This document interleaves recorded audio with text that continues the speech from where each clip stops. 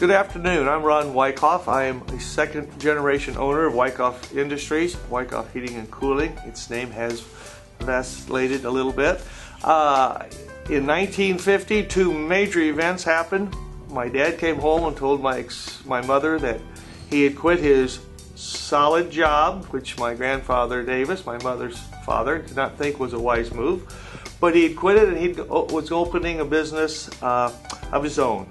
Wyckoff and Horn. He and Kenny Horn were going to start a heating air conditioning business. The other major event that year was I was born, which I was happy about. In 1960 they built a building on Deal, brand new, really thought they were coming up in the world. During that time they kind of got going different directions as far as where they wanted to go and what they wanted to do. And that's when they split, and Dad started Don Wyckoff Heating and Cooling under that particular name.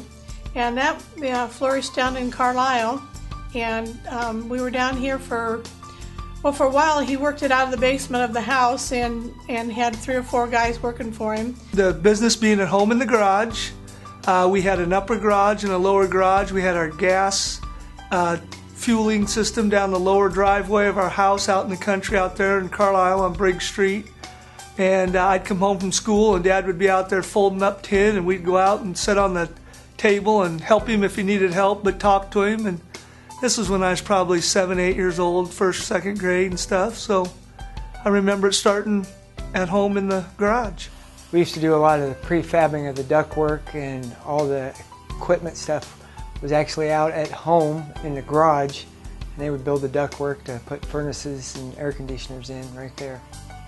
I'm on the latter end, so I was one of the younger ones. Me, Kyle, and Toby, there's just 2.5 years between the 3 of us. And of course, being a girl, you know, I was more in the home with Mom. Though she did have the phone, you know, in the home. We had a bell on the outside of the house. So if Mom had to be out in the yard with the kids, you know, you heard the bell ringing, somebody had to go answer the phone. It didn't matter if we were outside with the cats, dogs, we had pigs, chickens, all of that too. Didn't matter, that phone had to be answered. And when that got to be too much, we moved into Carlisle to the old grocery store. And by that time my brothers were all pretty well being the gophers and helping out and so forth. They all started working for Dad when about 12, 13, when they could kind of run the errands and so forth when he needed things. Well, my dad was one that he thought it was important for us to all learn the business from the ground up. So from my 14th summer, that's when I started working that summer. And from that point on, I've told a lot of people I hated Christmas vacation. I hated every school vacation because Dad said, guess what? You can work now. So I worked all school vacation.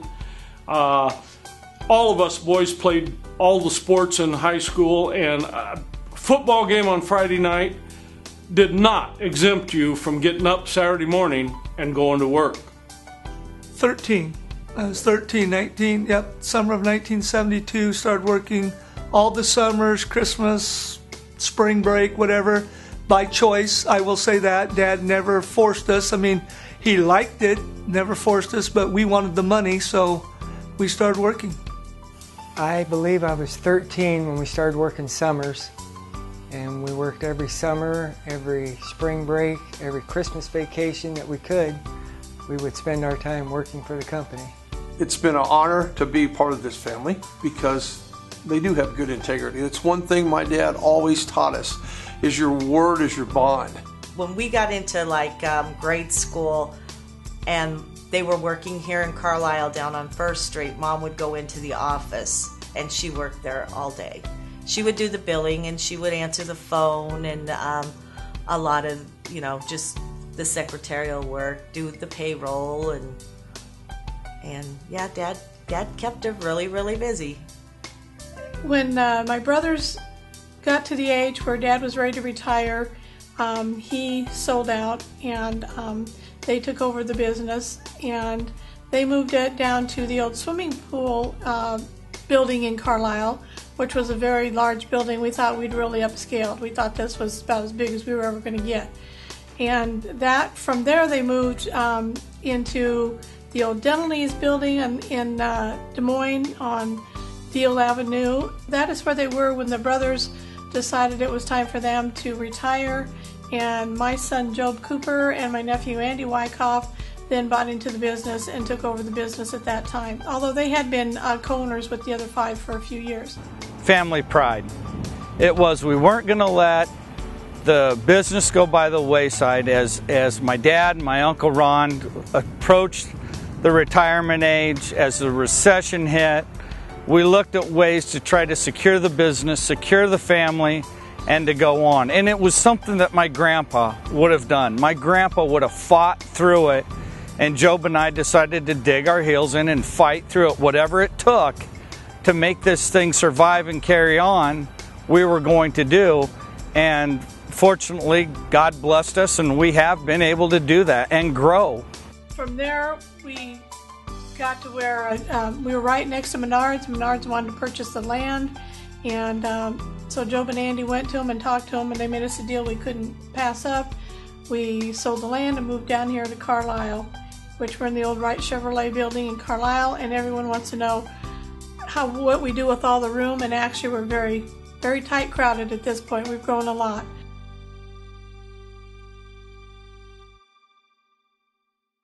Wyckoff's for peace of mind under your roof.